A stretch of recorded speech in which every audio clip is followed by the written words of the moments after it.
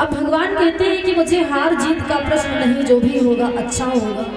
कोई मुझे सलाह देने वाला नहीं है।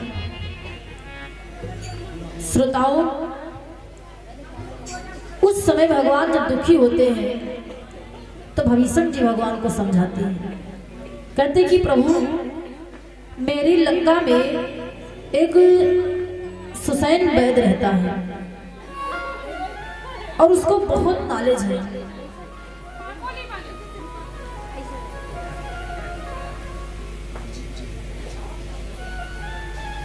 कहते कि सुसैन वैद्य रहता है और उसको बहुत नॉलेज है, लेकिन हे प्रभु वो वैद्य है रावण का, इसलिए हो सकता है कि वो आपके भाई का इलाज करने ना आए। पहले क्या होता था, लोग जिसका अन्न खाते थे उसी के गाते थे, कभी किसी के साथ गद्दारी नहीं करते थे। और आज के जमाने में खाते तुम्हारा है और तारीफ किसी दूसरे की हाथ की, रहते तुम्हारे साथ है, भला दूसरे का चाहते हैं। इलेक्शन जब होता तो देखो पूरा खर्चा तुमसे लेंगे और दूसरे को देंगे, घूमेंगे तुम्हारे साथ, सब चीज तुम्हारे साथ करेंगे।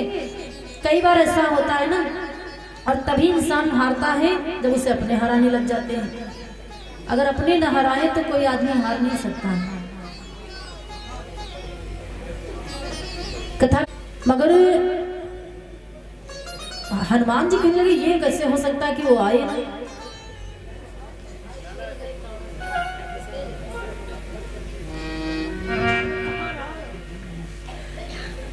हनुमान जी कहने ऐसा हो ही नहीं सकता है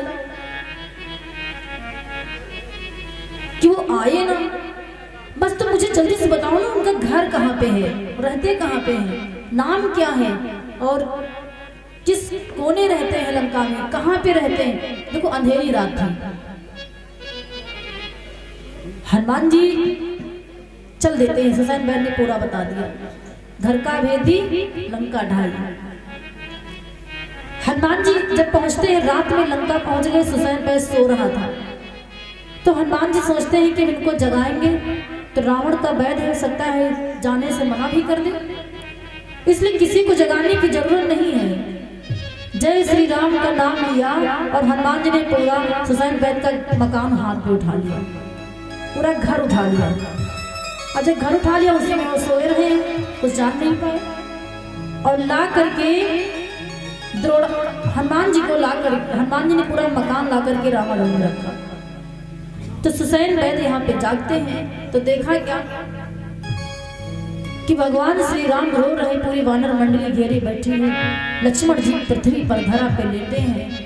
ऐसा दृश्य देख करके भगवान श्री राम की परीक्षा भी सुसैन वैद्य लेने लगा कि भगवान मुझे मालूम है कि आपको मेरी जरूरत है, लेकिन हम वैद्य हैं रावण के, इसलिए मेरा धर्म नहीं कहता है कि हम आपका इलाज करें, आपके भाई का इलाज करें,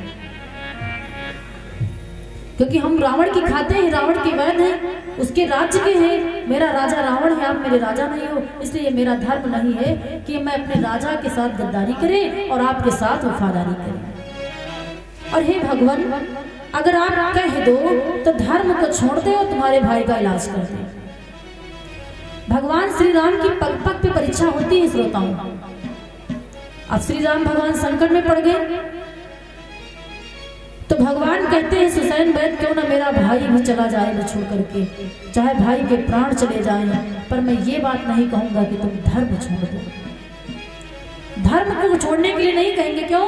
क्योंकि मेरे पिताजी से धर्म को निभाने के लिए स्वर्गवास हो गया, मेरा सब कुछ समझ लीजिए लुट गया। वनवास चले आए, मेरी पत्नी का हरण हुआ, किस लिए? धर्म के लिए। पिता का मरण हुआ धर्म के लिए। अगर भाई भी चला जाएगा धर्म के लिए तो कोई बड़ी बात नहीं, पर तुम अपना धर्म निभाओ। सुसैन वैद्य भगवान के चरणों में गिर गए और कहने लगे नाथ मुझे क्षमा कर दो, मेरा कोई धर्म नहीं है।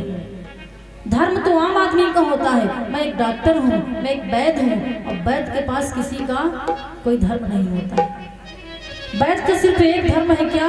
किसी राज्य का, किसी प्रदेश का, किसी जिले का, किसी गांव का कहीं का पेशेंट आए तो सिर्फ उसका इलाज करे, ये उसका धर्म है। डॉक्टर के लिए कोई धर्म नहीं होता है। तो हे नाथ मेरे लिए धर्म की कोई बात ही नहीं, मैं तो आपकी परीक्षा ले रहा था। तुरंत लक्ष्मण जी की कलाई को पकड़ा और बताने लगे कि भगवान बहुत गहरी चोट है, बचने में मुझे केवल 10% उम्मीद है, क्योंकि बच तो सकते हैं लेकिन दवाई इतनी दूर है कि कोई ला नहीं सकता है। हे नाथ, सूरज उगने से यदि पहले मिल जाए जड़ी तो जीवन है। देखो आधी रात बीत गई है, सूर्य निकल ना पाए और जड़ी बूटी आ जाए तब तो लक्ष्मण बच सकते हैं, अन्यथा संभव उठना है प्रभु, वरना संभव इनका उठना। और बूटी मिलना इतना आसान नहीं है, क्योंकि यहाँ से बहुत दूर दक्षिण दिशा, बहुत दूर पे एक द्रोणागिरि पहाड़ पर्वत है, वहीं पे सजीवनी बूटी है। हनुमान जी कहते हैं इन सब चीजों को छोड़ो वैद्य जी, केवल उस बूटी का पता बता दो, उसका जरा पहचान कराओ कैसी होती है। ससैन वैद्य कहते हैं तुम जाओगे? हाँ हम बिल्कुल जाएंगे, क्योंकि हनुमान जी ने सोचा कि ये बात हमसे पहले कोई और ना कह दे कि इतने वानर हैं, कोई कह दे हम जाएंगे और ला ना पाए तो लक्ष्मण चले जाएं, क्योंकि हनुमान को विश्वास था कि हम जाएंगे और लेके आएंगे। सुसैन वैद्य कहते हैं हनुमान जी जो सबसे ज्यादा चमकती होगी वही बूटी है। जो पर्वत पे, द्रोणागिरि पहाड़ पर्वत पे जो सबसे ज्यादा प्रकाश होगा समझ लो वही बूटी है। हनुमान जी कहते हैं भगवान आपका दूध बूटी लेने के लिए जा रहा है, प्राणों की बाजी लगा के जा रहा है। अगर मैं बूटी ना ला पाया, सूर्योदय हो गया ना, तो लौट करके रामादल में मुंह नहीं दिखाऊंगा। हनुमान का नाम लोग ऐसे नहीं लेते हैं कि जो खिल गई प्राणों पे श्री राम के लिए। थोड़ा सा इको लगाओ भाई, बोले सच्चे दरबार की जय। कोई हाथ नीचे नहीं करेगा, हल्का से लगाओ कि जो खिल गई प्राणों पे मेरे राम के लिए, एक बार तो हाथ उठा दो मेरे हनुमान के। बोले महावीर हनुमान की कि जो खिल गई प्राणों पे, जो खिल गई प्राणों पे श्री राम के लिए, एक बार तो हाथ उठा दो मेरे हनुमान के लिए, एक बार तो हाथ उठा दो मेरे हनुमान के लिए। जो खिल गई प्राणों पे, जो खिल गई प्राणों पे श्री राम के लिए, एक बार तो हाथ उठा दो मेरे हनुमान के लिए, एक बार तो हाथ उठा।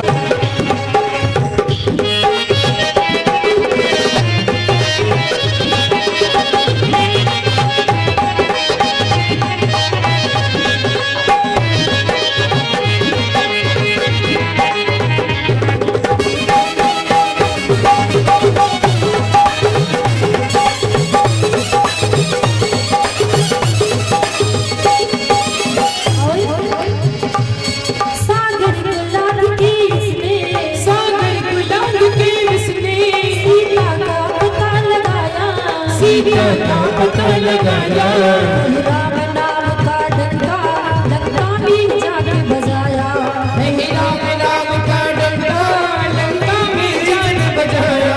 माता अंजलि की ऐसी, माता अंजलि की ऐसी संतान के लिए, बोले सच्चे दरबार की एक बार तो हाथ उठा दो मेरे हनुमान के लिए, एक बार तो हाथ उठा दो मेरे हनुमान के लिए, एक बार तो हाथ उठा दो मेरे हनुमान के लिए।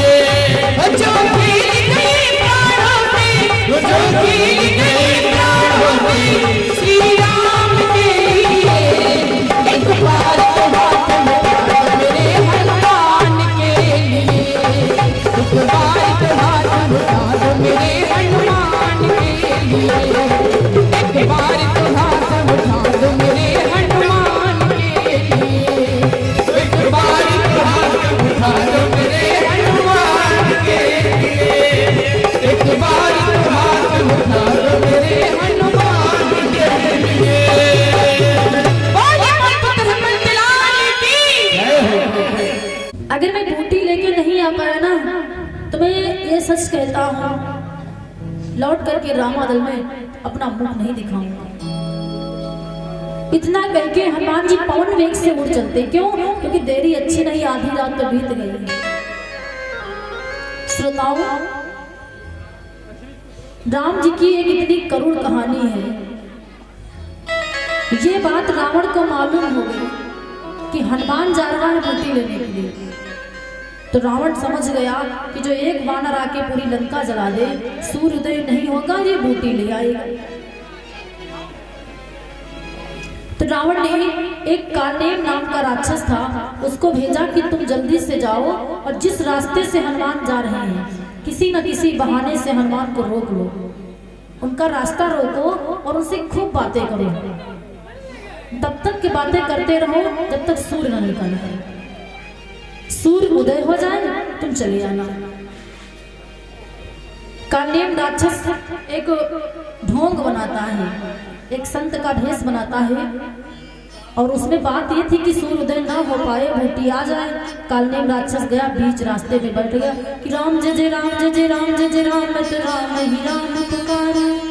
बैठ गया रास्ते में और गा रहा है राम जय जय राम जय जय राम जय जय राम, मैं तो राम ही राम पुकारूं। हनुमान जी के कानों में जब ये राम नाम की धुनी पड़ी ना, तो हनुमान जी ने सोचा बड़ी दूर दूर मेरे प्रभु के भक्त बसते हैं, लगता यहाँ भी कोई है। तो हनुमान जी ने सोचा कि है तो बड़े अर्जेंट में जात रहे हैं, बहुत जरूरी काम से, लेकिन चलो 2 मिनट रुक जाते हैं। जब हनुमान जी गए तो उससे पूछने लगे, पहले जाके प्रणाम किया और कहते भगवान आप क्या प्रभु को जानते हो? कालनेम कहता तुम्हारे प्रभु की बात तो दूर की है, तुम लक्ष्मण के लिए सजनी बूटी लेने जा रहे हो, ये भी जानते हैं। तो हनुमान जी ने सोचा बड़े पहुंची संत हैं, सब बिना बताए बता रहे हैं। तो हनुमान जी ने कहा भगवान अभी और कितना रह गया है यहाँ से आगे, सही मार्ग से जा रहे हैं कि नहीं जा रहे हैं? तो कालनेम कहता यहाँ पे एक सरोवर है, तो पहले उसमें स्नान करके आओ, फिर हम तुमको पहले दीक्षा देंगे, फिर हम बैठ के बातें करते हैं। उसका काम था कि किसी तरह से देर हो जाए। हनुमान जी ने कहा अच्छा ये बात है, अभी हम स्नान करके आ रहे हैं। जैसे सरोवर में हनुमान जी ने डुबकी लगाया ना, एक मगरी आई, मगर की पत्नी मगरी हनुमान जी के पैर को पकड़ लिया और कहती महाबली, हनुमान जी ने देखा इससे देर हो रही थी, अब ये मेरे पैर को पकड़ लिया। तो हनुमान जी ने मगरी के मुंह को पकड़ करके बीच से फाड़ दिया और समुद्र के बाहर फेंक दिया। वो एक अप्सरा थी, श्राप के बस मगरी हो गई थी। उसने बता दिया महाबली तुम अपने काम से जाओ, ये कोई संत नहीं, रावण का भेजा हुआ एक राक्षस है, तुम्हारा मार्ग रोकने के लिए आया है। तुरंत हनुमान जी जान गए और आते ही हनुमान जी करते क्या है, कालनेम राक्षस कहने लगा स्नान कर रहे? हाँ हो गए। हनुमान जी अपनी पूंछ बढ़ाना शुरू कर दिया, कुछ बताया नहीं, कहने लगे दीक्षा बाद में लेंगे, दक्षिणा तुमको पहले देंगे।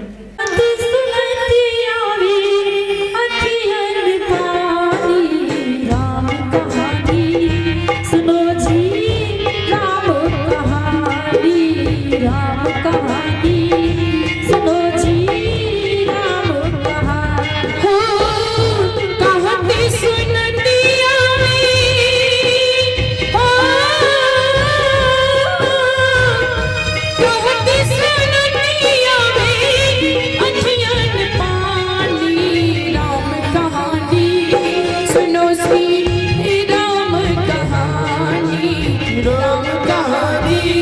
सुन सुनो श्री राम।